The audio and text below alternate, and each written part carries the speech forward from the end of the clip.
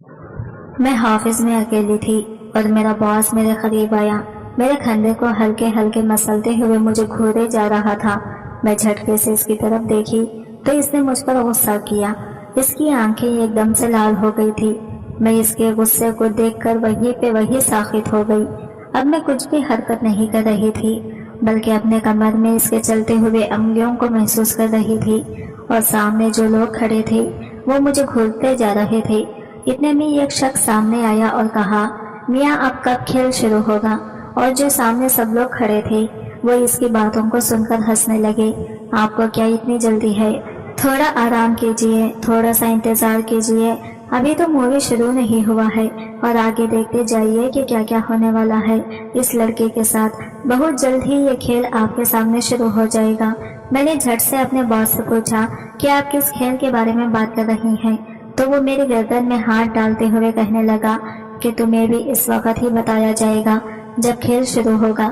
ان میں سے ایک عورت کہنے لگی کہ اسے ابھی سے بتا دیجئے کہ وہ کھیل کون سا ہے, ورنہ یہ کھیل دیکھ کر وہ بعد میں بے ہوش نہ ہو جائے. اور ایک مرد کہنے لگا, بے ہوش ہو گئی تو کیا ہوا, اسے ہوش میں لانا ہمیں آتا ہے, ویسے بھی یہ پارٹی اسی کے لیے تو رکھی گئی ہے. باس نے مجھے عبایا پہنے ہوئے دیکھا تو وہ میرے قریب آئے اور میرے عبایا کے بٹن کھولنے لگے. میں ڈر گئی تھی. باس کو ایسا کرتے ہوئے دیکھ کر میرا دل زور زور سے دھڑک رہا تھا. وہ میرے قریب ہو گئے تھے کہ مجھے ان سب لوگوں کے سامنے بہت شرم آ رہی تھی. اور باس نے میرا عبایا اتارا تو میں نے وہ پینٹ شرٹ پہنا ہوا تھا جو کہ میرا جسم اس میں واضح نظر آ رہا تھا. اس حلیے میں مجھے دیکھ کر وہاں کے لوگ اپنے ہوش و حواس کھو بیٹھے تھے. مجھے اپنے باس کے بارے میں اچھے سے پتا تھا کہ وہ کون سے کیریکٹر کے ہیں, اور ان سب لوگوں کے سامنے وہ میرے بہت قریب آ گئے اور مجھے جھٹکے سے اپنے باہوں میں بھر لیا. اور وہ میرے ساتھ وہ سب کچھ کرنے لگے جو کہ میں یہ سب اپنے خوابوں میں بھی نہیں سوچ سکتی تھی. باس نے 3-4 مردوں کے ساتھ مل کر, رات 8 بجے کا وقت تھا, مجھے بہت ہی بے چینی کا احساس ہو رہا تھا. اس وقت یہاں پر آنا بہت بڑی غلطی کر دی تھی. میں بہت ہی شہر کے سب سے بڑے بزنس مین کے آفس میں بیٹھی تھی, وہ بھی بالکل اکیلی تھی, میرے ساتھ کوئی بھی نہیں تھا. مجھے بہت بے چینی محسوس ہو رہی تھی. اس وقت مجھے یہاں پر نہیں آنا چاہیے تھا. اس وقت یہاں پر اکیلے آنا میں نے غلط کر دیا تھا. لیکن مجھے پیسوں کی بہت سخت ضرورت تھی. پیسوں کی ضرورت کی وجہ سے میں مجبوری میں یہاں آ گئی تھی. لیکن تبھی باس نے کیبن میں آ کر کہنے لگے, میری ایک میٹنگ ہے, اگر اس میٹنگ میں جیت گیا تو میں تمہیں منہ مانگی قیمت دوں گا. باس کی باتوں کو سن کر میں بہت خوش بھی ہوئی تھی اور حیران بھی ہوئی, لیکن بنا سوچے سمجھے اس وقت پیسوں کے لیے میں یہاں پہنچ گئی تھی. اب اس غلطی کا مجھے احساس ہو رہا تھا.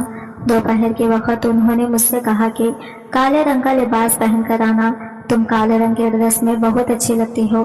میں ان سب باتوں پر زیادہ دھیان نہ دیا. جب یہی بات میں اپنی بہن کو بتایا تو وہ پریشان ہو گئی اور مجھ سے کہنے لگی, تم ان سب باتوں سے دور ہی رہو, زیادہ دھیان مت دو, تمہارا باس تم میں زیادہ ہی دلچسپی لے رہا ہے, تم اپنا دھیان رکھو, ایسا نہ ہو کہ تم کسی بڑی مشکل میں پھنس جائے. میں اس کی بات سن کر تیزی سے نفی میں سر ہلاتے ہوئے کہا, ایسے سب باتیں تم سوچنا بھی مت, وہ صرف میری عزت کرتا ہے اور کوئی اور بات نہیں ہے, اور وہ 40 سال کا ہو کر مجھ میں دلچسپی کیوں رکھے گا؟ وہ تو مجھ سے زیادہ عمر کا ہے, میں تو اس سے چھوٹی ہوں نا, یہ ممکن ہی نہیں کہ وہ مجھ میں دلچسپی رکھے. میں 22 سال کی ہوں اور وہ 40 سال کا ہے, اور وہ شادی شدہ بھی ہے, اس کی بیوی بچے ہیں, اور وہ اچھے سے اچھے خوشگوار زندگی گزار رہا ہے. اسی وجہ سے اب پریشان ہونے کی ضرورت نہیں ہے. میرا اتنا کہنے پر بھی میری بہن مجھ سے مطمئن نہیں ہوئی تھی, وہ انہی سوچوں میں گم تھی. میں نے اپنا سر جھٹک کر گھر سے باہر قدم ہی نکالا تھا کہ میری بہن نے جھٹ سے مجھے کہنے لگی کہ تم یہ کیسے لباس پہن کر باہر جا رہی ہو. میں بہن کی باتیں سن کر حیران ہو گئی تھی, کیونکہ میں نے تو اس وقت برقع پہنا ہوا تھا, لیکن سامنے کے بٹن کھلے ہوئے تھے. میں یہ بات بھول گئی تھی کہ برقعے کے اندر میں نے پینٹ بھی شرٹ پہنا ہوا تھا, جو کہ میں نے اپنا باس کے ساتھ ہی جا کر خریدا تھا. میں پریشانی کی حالت میں مبتلا ہو گئی تھی اور جلدی سے میں نے اپنے برقعے کے بٹن بند کر دیے اور اسے ٹالنے کی کوشش کرنے لگی, مگر وہ تھی کہ میری بات سننے کو تیار ہی نہیں تھی. وہ مجھ پر شک کر رہی تھی. اب تو وہ اتنا سب کچھ دیکھنے کے بعد مجھے اجازت نہیں دے گی کہ میں باہر قدم بھی رکھوں. میں بہت ہی زیادہ گھبرا گئی تھی اور پریشان ہو رہی تھی, کیونکہ دوسری طرف میرے موبائل پر باس کی گھنٹیاں پہ گھنٹیاں بجنے لگی تھی اور میسیجز پہ میسیجز آ رہے تھے. ابھی میٹنگ میں تو آدھا گھنٹہ باقی تھا، لیکن وہ ابھی سے ہی مجھ سے جلدی کر رہے تھے۔ اس وقت اپنی بہن کو بے وقوف بنا کے دلاسے دے کے تسلیاں دے کے میں گھر سے باہر تو نکل ہی گئی تھی، لیکن اب میرا اپنا دل ہی خود سے گھبرا رہا تھا، خوف زیادہ ہو رہا تھا، ڈر بھی لگ رہا تھا۔ مجھے یہی ڈر لگ رہا تھا کہ میری بہن نے مجھ سے جو باتیں کی تھی وہ سچ میں نہ ہو جائے۔ یہی سوچ سوچ کر میرا دل زوروں سے دھڑک رہا تھا۔ رات کے 8-9 بج رہے تھے اور وہاں پہ پہنچی تو پورا آفس خاموشی میں ڈوبا ہوا تھا، اور آفس میں بھی ایک شخص بھی نہیں تھا۔ پارکنگ میں مجھے ایک جاننے والی مل گئی اور میں اتنی خوبصورت لگ رہی تھی، اتنا سجا ہوا مجھے دیکھ کر وہ بھی حیران ہو گئی اور مذاق سے آنکھ مارتے ہوئے کہنے لگی، خیر تو ہے، لگتا ہے کہ تمہارے اپنے باس کے ساتھ کچھ زیادہ ہی اچھے تعلقات قائم ہو گئے ہیں۔ یہ کہہ کر وہ زور زور سے ہنسنے لگی، مگر اس کے پوچھنے کا انداز دیکھ کر مجھے شدت سے کچھ غلط ہونے کا احساس ہوا تھا۔ میں نے اس چیز سے انکار کرنے کی کوشش کی تو وہ میرا کھندا تھپاتے ہوئے کہنے لگی، خیر ہے، کوئی بات نہیں ہوتا ہے۔ جب تم پہلی بار یہاں پر آئی تھی اور میں نے تمہاری خوبصورتی دیکھی تھی تو اسی وقت ہی مجھے احساس ہو گیا تھا کہ تم بہت جلد ہی کامیابیاں سموٹو گی اور اس فیلڈ میں بہت آگے جاؤ گی۔ اس کی باتیں سن کر میں بہت زیادہ ڈر گئی تھی اور کسی حد تک مجھے اس کی باتوں کی مفہوم بھی سمجھ میں آ گئی تھی۔ میں نے اسے کہا کہ جیسا تم سوچ رہی ہو ویسا کچھ بھی نہیں ہے، میری ایک بہت ہی ضروری میٹنگ ہے، بس اسی کے سلسلے میں ہی جا رہی ہوں۔ وہ پھر سے پوچھنے لگی اور کہنے لگی، ہاں یار، خوبصورت لوگوں کے ساتھ ویسے کیا پاس کی میٹنگ ہوتی رہتی ہے، آج تم میٹنگ کا اٹینڈ کرو، اگلی بار تمہیں آئیڈیا ہو جائے گا۔ اس نے مجھے کہا کہ اگر تمہارے پاس 5 منٹ ہیں تو آؤ، دونوں واک کرتے ہیں اور تھوڑی بہت بات چیت بھی کر لیں گے۔ میں نے ایک نظر موبائل کی طرف دیکھا جہاں پر بہت سارے کالز آ رہے تھے۔ میں نے ان سب کو نظر انداز کیا اور اس کے ساتھ چہل قدمی کرنے لگی۔ تھوڑی ہی دیر بعد وہ مجھے کہنے لگی کہ آج سے کچھ عرصہ پہلے تم جس کمپنی میں کام کر رہی ہو میں بھی اس کمپنی میں ہی کام کر رہی تھی، لیکن میرا باس تمہارے باس سے مختلف تھا۔ اس کی بات سن کر میں نے ایک گہری سانس لی اور پھر بہت ہی غور سے اس کے چہرے کو دیکھنے لگی۔ وہ بھی یہ بات کر کے رکی نہیں تھی۔ میں اس سے پوچھنے لگی کہ تمہارا باس کیسا تھا؟ وہ عجیب سے انداز میں مسکرائی اور بولی کہ وہ نوجوان تھا اور بے حد خوبصورت ہے، کوئی بھی لڑکی اس پر مر مٹنے کے تیار ہو سکتی تھی، مگر اس نے اپنی نظر کرم مجھ پر کی اور میں اس کی بات سن کر پرجوش ہو گئی۔ میں نے اس سے پوچھا، کیا اس نے تم سے شادی کر لی تھی؟ اب کی بار وہ دوبارہ سے کھلکھلا کر ہنسنے لگی اور کہنے لگی کہ نہیں، کہ یہ جو امیر لوگ ہوتے ہیں یہ خوبصورت غریب لڑکیوں کے ساتھ شادی نہیں کرتے، بلکہ ان کے ساتھ صرف اور صرف پیار کرتے ہیں۔ اب کی بار مجھے لگا تھا کہ میرے قدموں کے نیچے سے زمین نکل گئی ہے، کیونکہ اس کی بات کرنے کا انداز بہت زیادہ تبدیل ہو گیا تھا۔ وہ مجھے کہنے لگی کہ اس نے بھی مجھ سے پیار کرنے کا فیصلہ کیا۔ ایک دن اس نے اپنی محبت کا اظہار کیا اور میرے سامنے ایک موٹی رقم رکھ دی۔ مجھے ان پیسوں کی بے حد ضرورت تھی۔ میں یہ غریب گھرانے سے تعلق رکھتی تھی، میری ماں بیمار تھی اور بہن بھائیوں کی پڑھائی کے اخراجات بھی بہت زیادہ تھے۔ میں نہیں جانتی تھی کہ اس کمپنی میں نوکری بھی مجھے میری خوبصورتی کی وجہ سے ہی ملی ہے، جو بعد میں جا کر میرے لیے عذاب بن جائے گی۔ اس رات میں اس کے پاس چلی گئی۔ مجھے یہی تھا کہ مجھے پیسے دے گا، تسلی بھری بات ہی کہے گا اور پھر چھوڑ دے گا، لیکن ایسا نہیں ہوا۔ اس رات جیسے ہی میں وہاں پر اس سے پہلے کہ شائستہ مزید کچھ کہتی ہے، اچانک ہی مجھے اپنے نام کی پکار سنائی دی۔ میں نے پلٹ کر دیکھا تو وہاں پر میرے باس کے سب سے وفادار آدمی کھڑا تھا، جو کہ غصے سے میری طرف دیکھ رہا تھا۔ وہ تیز تیز قدم اٹھاتا ہوا میرے پاس آیا اور مجھے بازو سے پکڑتے ہوئے کہنے لگا، تمہیں باس اتنی دیر سے کالز کر رہے ہیں؟ ابھی انہوں نے مجھے اس لیے بھیجا تھا تاکہ میں تمہیں تمہارے گھر سے جا کر لے سکوں۔ تم ابھی تک یہاں پر کھڑی ہو اور تم اس لڑکے سے کیوں باتیں کر رہی ہو؟ اس نے ایک نظر میرے قریب کھڑی شائستہ پر ڈالی، جو کہ بہت ہی غصے سے اس کی طرف ہی دیکھ رہی تھی۔ میں نے ایک جھٹکے سے اپنا بازو اس کی طرف سے آزاد کروایا اور اس کی آنکھوں میں دیکھتے ہوئے نفرت سے کہا کہ آج تو تم نے مجھے ہاتھ لگا لیا ہے، لیکن دوبارہ مجھے ہاتھ لگانے کی کوشش نہیں کرنا، ورنہ مجھ سے برا کوئی بھی نہیں ہوگا۔ وہ عجیب و غریب نظروں سے مجھے سر سے لے کر پاؤں تک دیکھنے لگا اور مجھے کہنے لگا کہ جن عورتوں کی عزت نہیں ہوتی ان عورتوں کو اس طرح کی باتیں نہیں کرنی چاہیے۔ یہ کہہ کر وہ تیز تیز قدم اٹھاتا ہوا آگے بڑھنے لگا اور مجھے بھی اپنے پیچھے آنے کا اشارہ کیا۔ شائستہ کی طرف متوجہ ہوئی۔ میں نے اسے پوچھا کہ اس کے بعد کیا ہوا تھا۔ وہ مسکرانے لگی اور کہنے لگی کہ اس کے بعد تمہاری کہانی شروع ہو جائے گی۔ جب تم اپنے حافظ جاؤ گے تو تمہیں ساری بات کی سمجھ جائے گی۔ اپنی بات پوری کر کے وہ رکی نہیں تھی بلکہ تیزی سے وہاں سے نکل کر چلی گئی تھی۔ میں بھی نہ چاہتے ہوئے اپنے حافظ کی طرف چلی گئی۔ جب میں اندر داخل ہوئی تو پورا حافظ اندھیرے میں ڈوبا ہوا تھا۔ میں نے فرحات کو پکارا، یہ وہی میرے باس کا خاص ملازم تھا، مگر اس کی کوئی بھی آواز سنائی نہ دی۔ مجھے شدت سے کچھ غلط ہونے کا احساس ہو رہا تھا، میرا پورا وجود بھی ہولے ہولے کانپ رہا تھا۔ مجھے لگ رہا تھا کہ میں ایک بہت بڑی مصیبت میں پھنس گئی ہوں، اور اس مصیبت کا انتخاب بھی میں نے اپنی مرضی سے ہی کیا ہے۔ ابھی میں نے چند قدم ہی اٹھائے تھے کہ مجھے اپنے نام کی پکار سنائی دی۔ میں نے پلٹ کر دیکھا تو اچانک ہی سارے ہال کی لائٹس جل اٹھی۔ وہاں پر میرا باس کھڑا تھا جس نے ہاتھ میں کیک اٹھا رکھا تھا، اور اس کے علاوہ وہاں پر اور بھی کچھ لوگ تھے جو اس کے خاص تھے۔ میں بھول ہی گئی تھی کہ آج میری سالگرہ ہے۔ میں نہیں جانتی تھی کہ اس طرح سے میری سالگرہ سیلیبریٹ کی جائے گی۔ میری خوشی کی کوئی انتہا نہیں تھی۔ ہمیشہ ہی ڈراموں فلموں میں اس طرح کی پارٹیز اور سرپرائز دیکھتی آئی تھی۔ میرے دل میں بھی شدت سے یہ خواہش جاگتی تھی کہ کوئی انسان میرے لیے یہ سب کچھ کرے، اور آج میری سب سے بڑی خواہش پوری ہو گئی تھی۔ بہت سے چھوٹے چھوٹے قدم اٹھاتا ہوا میرے پاس آیا اور میرے انتہائی قریب آ کر کھڑا ہو گیا۔ اس نے ہاتھ میرے کندھے کی گرد لپٹ کر رکھا تھا اور میرے کندھے کو آہستہ آہستہ مسل رہا تھا۔ میرے وجود میں بے چینی اٹھ رہی تھی جو مجھے پریشان کر رہی تھی۔ میں نے پیچھے ہونے کی کوشش کی تو اس نے غصے سے مجھے گھورا۔ اس کی آنکھیں ایک دم ہی لال ہو گئی تھی۔ میں خاموشی سے وہاں پر ساکت کھڑی ہو گئی۔ اب ہمیں حرکت نہیں کر رہی تھی بلکہ اپنی کمر میں اس کے چلتے ہوئے ہاتھوں کے لمس کو محسوس کر رہی تھی۔ سامنے ہی اس کے قریبی لوگ بھی کھڑے تھے جو کہ عجیب و غریب نظروں سے میرے چہرے کی طرف دیکھے چلے جا رہے تھے۔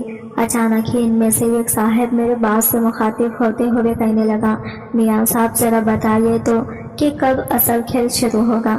میاں صاحب بننے لگے اور کہنے لگے کہ آپ کو اتنی کیا جلدی ہے، آرام کیجیے اور تھوڑا سا انتظار کیجیے، بہت جلد ہی کھیل آپ کے سامنے پیش کر دیا جائے گا۔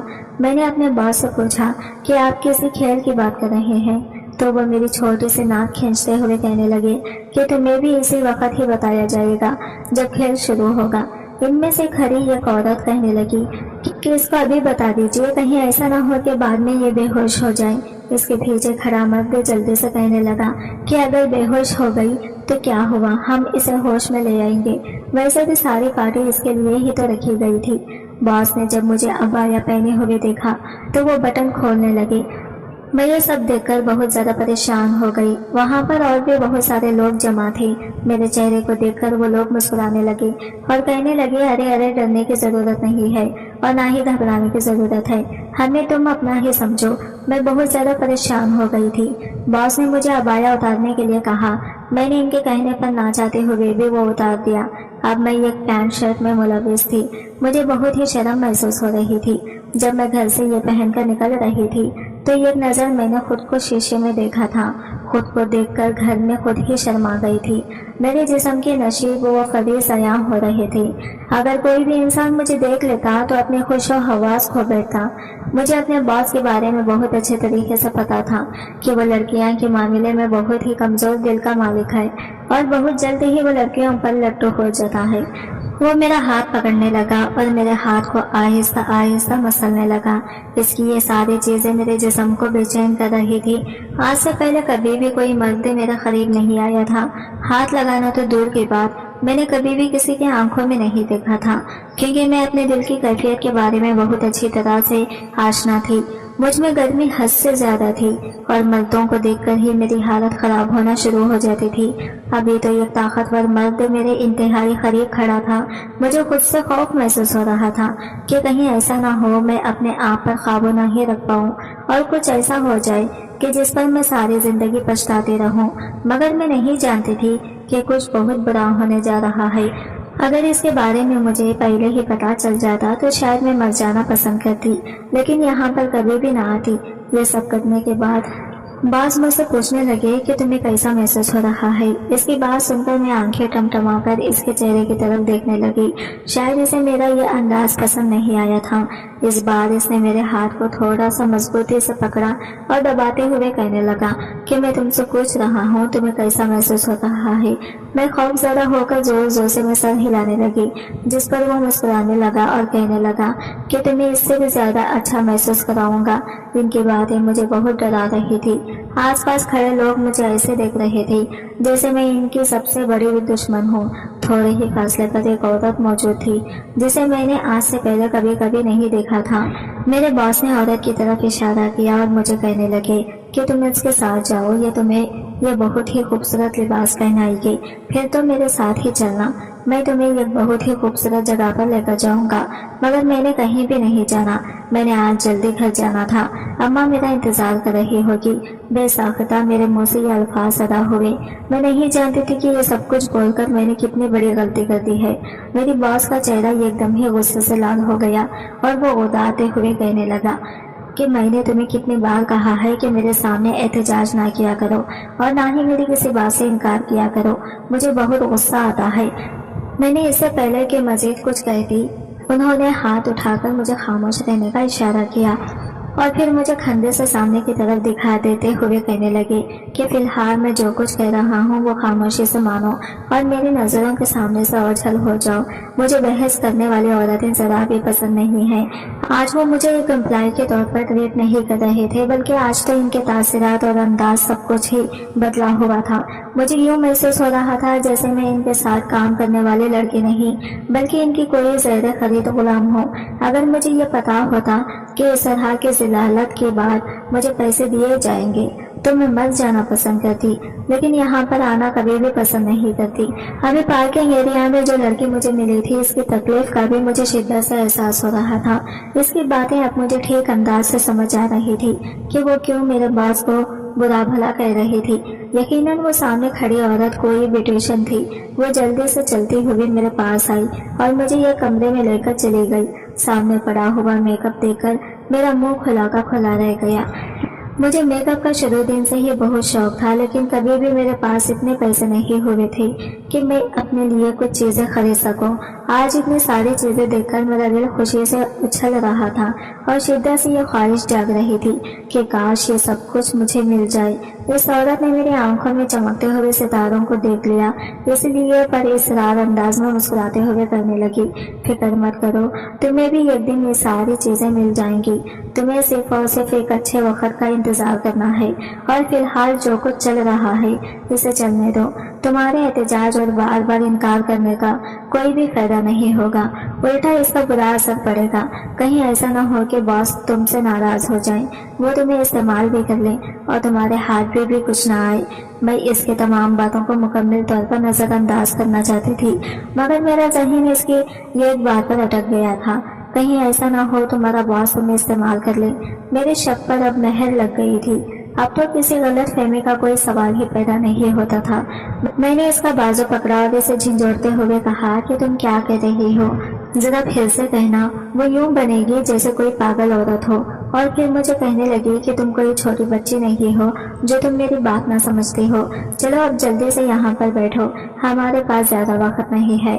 बॉस को तुम्हारी बर्थडे सेलिब्रेट करने की बहुत जल्दी थी, अभी 12 भी नहीं बजे थे और उन्होंने पहले ही तुम्हें खुश कर दिया। वो बोलती जा रही थी और मैं खामोशी से इसकी बातें सुनती जा रही थी। एक नजर इसने मेरे घर की तरफ देखा और फिर दोबारा से कहने लगी कि तुम मुझे जरा बताओ तो कि इतनी खूबसूरत बॉडी तुमने कैसे बैलेंस की हुई है। वो बहुत ही अजीब और गरीब नजरों से मेरे पूरे वजूद की तरफ देखते चली जा रही थी। मैंने एक नजर इसको शीशे में देखा। वो खुद अच्छी खासी मोटी थी और इसकी आंखों में जलन भी साफ जाहिर हो रही थी। यकीनन वो मेरी खूबसूरती से जल रही थी, मगर फिलहाल मुझे इसकी परवाह नहीं थी। फिलहाल तो मुझे सिर्फ और सिर्फ अपनी इज्जत को बचाना था। मैं नहीं जानती थी कि ये कैसे मुमकिन होगा। वो इंसान जो बाहर से बहुत अच्छा नजर आता था और जिस इंसान ने हमेशा ही मेरी इज्जत की थी, जिसकी जबान मुझे बेटी बेटी कहते नहीं थकती थी, आज ना जाने वो मेरे बारे में क्या सोच बैठा था। अमीर लोग बला शबा बहुत जालिम होते हैं, ये पैसों के बलबूते पर कुछ भी कर लेने की सिक्कत रखते हैं। ये बात मुझे काफी अर्से पहले मेरे फुप्पो ने की थी। مگر میں ان کی باتیں ہمیشہ اختلاف کرتی تھی۔ میں انہیں کہتی تھی کہ ایسا ممکن نہیں ہو سکتا، ہم انسان میں ایک جیسا نہیں ہوتا۔ تب میری پھوپھو طنزیہ انداز میں ہنس دیتی اور مجھے کہنے لگتی کہ امیر سب ایک جیسے ہی ہوتے ہیں، جس کے پاس بھی پیسہ آ جاتا ہے وہ بگڑ جاتا ہے، اس کی مقصد صرف اور صرف اپنے خواہشات کو پورا کرنا ہوتا ہے، چاہے اس کے لیے وہ کوئی بھی طریقہ کیوں نہ استعمال کرے۔ میں خاموشی سے اپنے آپ کو شیشے میں دیکھ رہی تھی، وہ مجھے بہت ہی خوبصورت کے ساتھ تیار کر رہی تھی۔ تھوڑی ہی دیر کے بعد میں ایک بالکل مختلف عورت بن گئی۔ وہ ستائش بھری نظروں سے میری طرف دیکھتے ہوئے کہنے لگی، دیکھو میں نے تمہیں کتنا اچھا تیار کیا ہے۔ اس میں وہ میری تعریف نہیں کر رہی تھی، بلکہ وہ صرف اور صرف اپنے کمال کا ذکر کر رہی تھی۔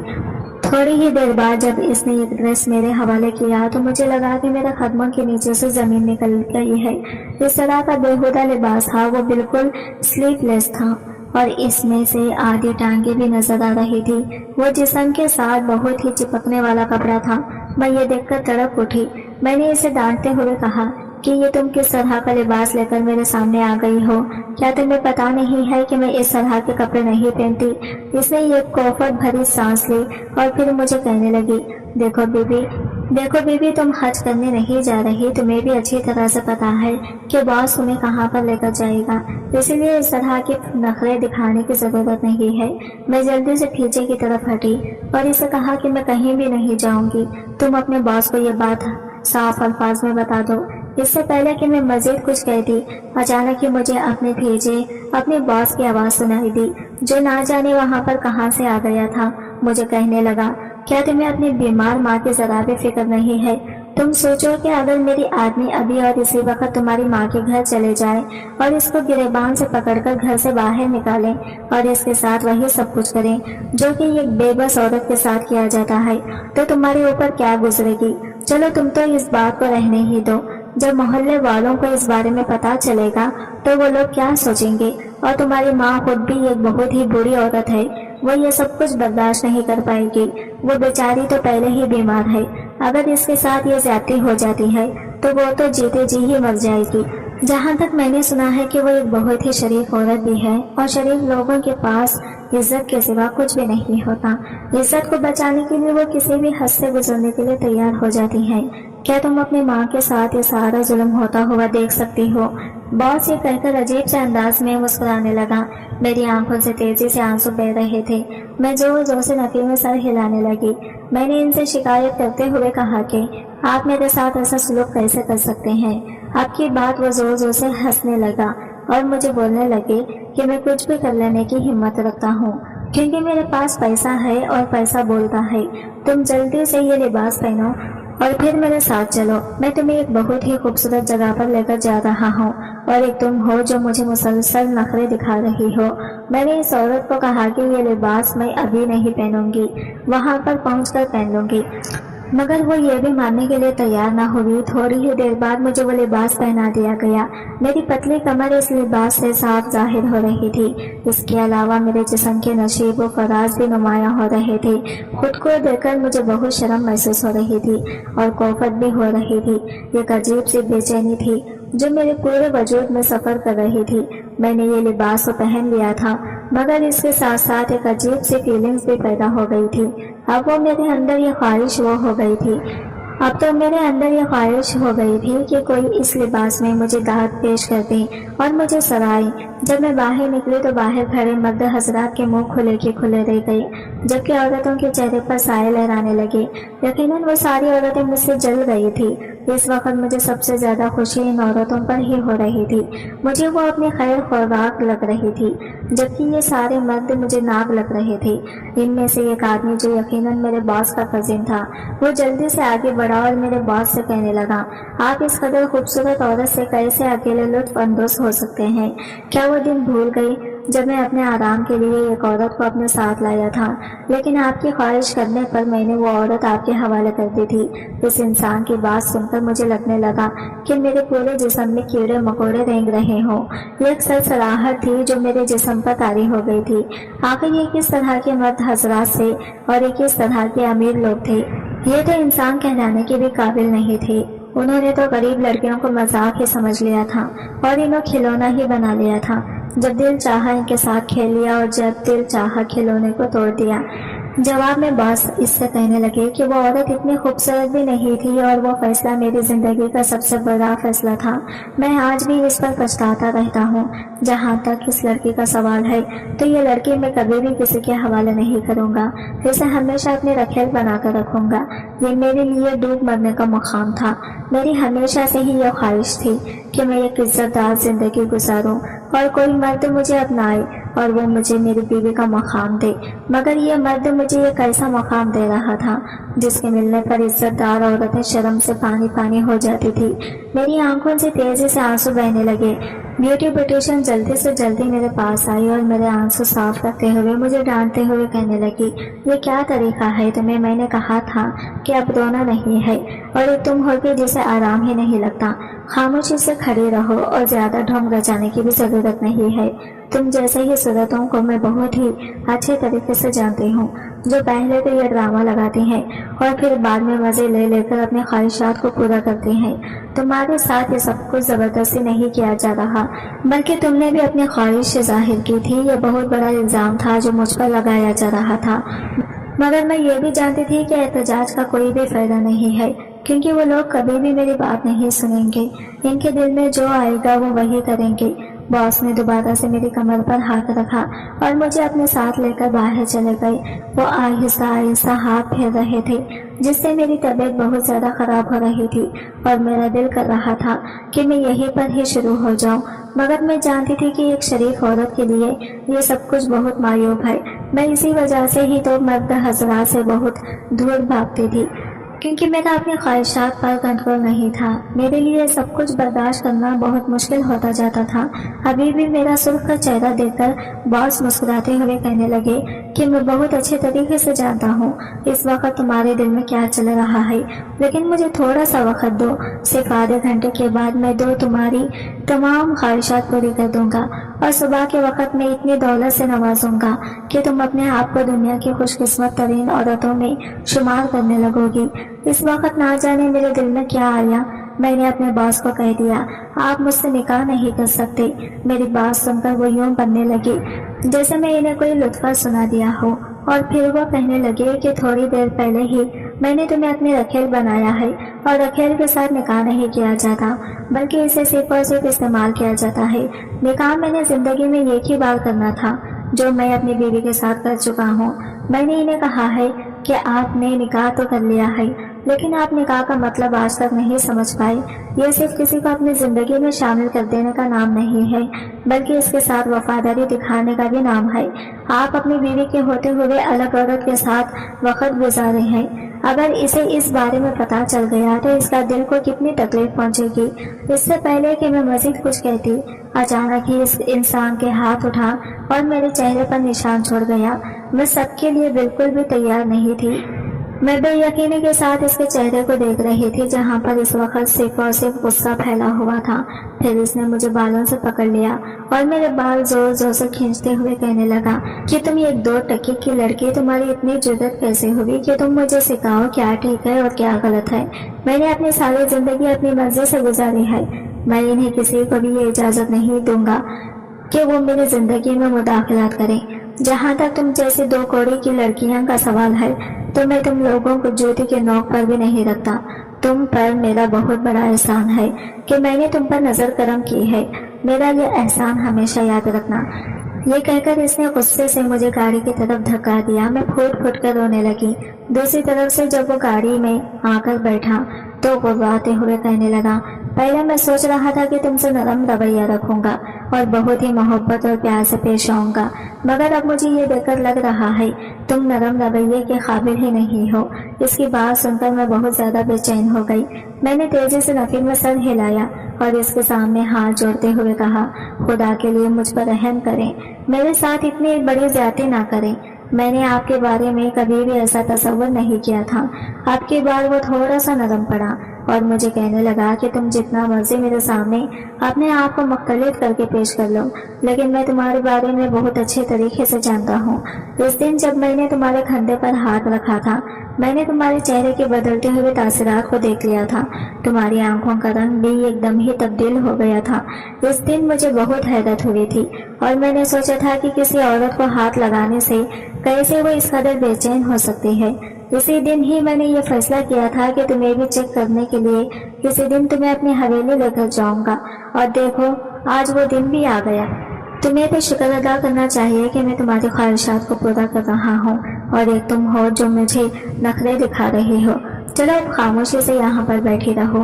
میں بہت اچھے طریقے سے جانتا ہوں کہ تم ابھی گرم ہو، اور صرف میرے ایک اشارہ کرنے کی دیر ہے تم میری پوری لٹو ہو جاؤ گی۔ میں نے تکلیف سے اپنی آنکھیں بند کر لی۔ بلا شبہ میرے ساتھ ایسا مسئلہ تھا، لیکن یہ میرا اپنا ذاتی مسئلہ تھا۔ میں کسی کو بھی اپنا آپ نہیں دے سکتی تھی کہ وہ اس سب کا ناجائز فائدہ اٹھائے، اور جہاں تک کہ میرے باس کا سوال تھا تو اس کے لیے تو میرے دل میں شدید نفرت پیدا ہو گئی تھی۔ میں نے اس سے کہا کہ آپ کے گھر میں کوئی بیٹی نہیں ہے۔ وہ دوبارہ سے چلا اٹھا اور مجھے کہنے لگا، بدبخت عورت، جب میں نے تمہیں ایک بار کہا ہے کہ اپنے بکواس بند کر کے بیٹھو تو تمہیں میری ایک بار کی ہوئی بات سمجھ میں کیوں نہیں آتی؟ میں نے اپنی عزت افزائی کو مکمل طور پر نظر انداز کیا اور ان سے دوبارہ سے یہی سوال کیا۔ انہوں نے ایک دم ہی گاڑی روکی اور دوسری طرف سے میرے پاس آ کر میرا منہ دبوچ کر مجھ پر قابض ہونے کی کوشش کرنے لگے، اور مجھے کہنے لگے کہ جو کام ہے وہاں پر جا کر کرنے والا تھا وہی کام ہے یہاں پر ہی کر لو گا، کیونکہ تم اس قابل ہی نہیں ہو کہ تمہیں ایک آرام دہ جگہ پر لے جایا جائے۔ تم تو اس قابل ہو کہ تمہیں صرف اور صرف تکلیف دی جائے، اس سے پہلے کہ وہ مکمل طور پر مجھ پر قابض ہو جاتے۔ اچانک ہی ہمیں ایک ہارن کی آواز سنائی تھی۔ دراصل یہ ایک اور گاڑی تھی جو ہماری گاڑی کے پیچھے ہی کھڑی تھی، اور اسے راستے کی ضرورت تھی۔ وہ نہ چاہتے ہوئے بھی دوبارہ سے گاڑی ڈرائیو کرنے لگے۔ اس بار میں بھی خاموش ہو کر بیٹھی رہی، کیونکہ میں بہت زیادہ ڈر گئی تھی۔ میرا پورا وجود ہی خوف سے کانپ رہا تھا۔ میں سوچ بھی نہیں سکتی تھی کہ وہ انسان اس قدر دہشت ناک ہو سکتا ہے۔ میں نے ہاتھ بڑھا کر اپنے بیگ سے اپنا فون نکالنا چاہا تو اس کی آواز پر میں چونک گئی۔ وہ مجھے کہہ رہے تھے کہ تمہارا فون میرے حافظ میں پڑا ہوا ہے، لہٰذا تم کسی بھی طرح کی کوئی چالاکی نہیں دکھا سکتی۔ بے بسی سے دوبارہ سے میری آنکھوں میں آنسو آ گئے۔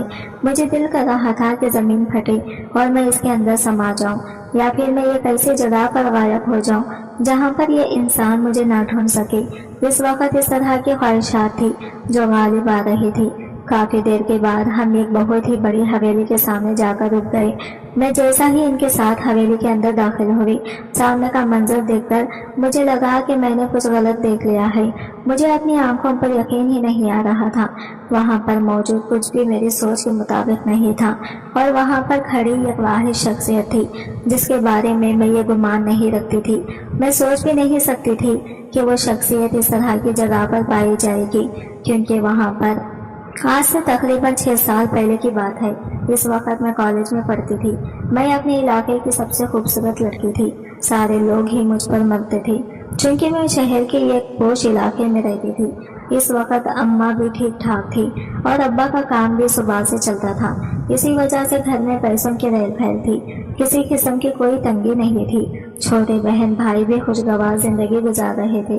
اگر میں یہ کہتی کہ زندگی میں کسی قسم کا کوئی مسئلہ نہیں تھا تو اس میں کچھ بھی غلط نہ ہوتا۔ انہی دنوں میں میری ملاقات ایک ایسے انسان کے ساتھ ہوئی جسے ہم نے دنیا کا سب سے اچھا انسان سمجھتی تھی، اور میں سوچتی تھی کہ ان دنیا کا ہر انسان غلط ہو سکتا ہے، لیکن یہ انسان کبھی بھی غلط نہیں ہو سکتا۔ وہ ہمارے محلے میں آنے والا واحد شخص تھا جسے میری دوستی ہو گئی تھی۔ یوں تو میں کسی بھی لڑکے کے ساتھ بات چیت نہیں کرتی تھی، بات چیت کرنا تو بہت دور کی بات ہے۔ میں ان کی طرف نظر اٹھا کر بھی دیکھنا پسند نہیں کرتی تھی۔ میں انہیں کوئی اور ہی مخلوق سمجھتی تھی۔ میری اسی عادت کی وجہ سے اکثر ہی میری کزنیں مجھ پر ہنستی تھی، اور کچھ کزنیں تو میرا مذاق بھی بناتی تھی اور مجھے کہتی تھی کہ نہ جانے تم شادی کیسے کرو گی، تمہارے لیے تو اپنے دلہے کو بھی دیکھنا بہت مشکل ہو جائے گا۔ میں ان کی تمام باتوں کو مکمل طور پر نظر انداز کرتی تھی۔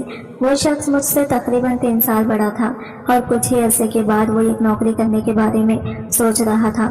اس کی ڈگری مکمل ہونے والی تھی۔ وہ ایک بہت ہی بڑے خاندان سے تعلق رکھتا تھا، لیکن اپنے آپ سے کچھ اختلافات کی وجہ سے وہ ناراض ہو کر ہمارے محلے میں رہنے کے لیے آ گیا تھا۔ ایک دن میں اس کے گھر میں کھانا دینے کے لیے بھی، ان دنوں ہم نے گھر میں بریانی بنائی ہوئی تھی، اور کراچی میں تو یہ رواج ہے کہ اگر گھر میں بریانی بنے تو محلے کے گھروں میں جا کر ضرور دیتے ہیں۔ میں جب اس گھر میں پہنچی تو دروازہ پہلے سے ہی کھلا ہوا تھا۔ میں نے اسے پکارا لیکن دوسری طرف سے اس کا جواب موصول نہیں ہوا۔ میں ہچکچاتے ہوئے گھر کے اندر داخل ہو گئی۔ اس دوران ہم دونوں کی ہلکی پھلکی بات چیت ہو چکی تھی، اور یہ بات چیت ہم دونوں کی چھت پر ہی ہوتی تھی۔ میں اکثر وہاں پر کپڑے ڈالنے کے لیے جاتی تو وہ پہلے سے ہی موجود ہوتا تھا۔ سب سے پہلے اس نے مجھے مخاطب کیا تھا، اور یوں ہم دونوں کے درمیان معلومات کا تبادلہ ہوا تھا۔ میں نے اسے دوبارہ سے پکارا لیکن پھر مجھے اس کی آواز سنائی نہ دی۔ کمرے کے اندر گئی تو سامنے کا منظر دیکھ کر میں بہت زیادہ پریشان ہو گئی۔ اس کی حالت اس وقت بہت بری تھی۔ وہ فرش پر لیٹا ہوا تھا، اس کے بال بکھرے ہوئے تھے اور اس کے سر پر ہلکا ہلکا خون بھی جمع ہوا تھا۔ یقیناً وہ گر گیا تھا اور جس کی وجہ سے بھی ہوش ہو گیا تھا۔ میں تیزی سے بھاگتی ہوئی اس کے پاس کی بریانی کو میں نے سائڈ پر ہی رکھا۔ میں نے اسے ہلایا تو اس کی ہلکی سی آواز سنائی دی۔ وہ یقیناً ہوش میں تھا لیکن اس میں اتنی ہمت نہیں تھی کہ وہ اٹھ کر بیڈ پر جا سکے۔ میں نے اسے پکارا، اس نے بے چینی سے میرے چہرے کی طرف دیکھا اور پھر میرا بازو پکڑتے ہوئے مجھے کہنے لگا، خدا کے لیے مجھے بچا لو، میں مرنا نہیں چاہتا۔ اس کے بعد وہ دوبارہ سے بے ہوش ہو گیا۔ میں نے اسے جا کر اس کے بیڈ پر لٹایا۔ اس کے بعد میں نے گھر سے اپنے بھائی کو بلایا اور ایک لیڈی ڈاکٹر کو لے کر آ گئی، جس نے تھوڑی ہی دیر کے بعد اس کا علاج کر لیا۔ تقریباً 2 گھنٹوں کے بعد وہ ہوش میں آ گیا تھا۔ اماں بھی میرے قریب ہی بیٹھی ہوئی تھی۔ انہیں اس بیچارے انسان پر بہت ترس آ رہا تھا۔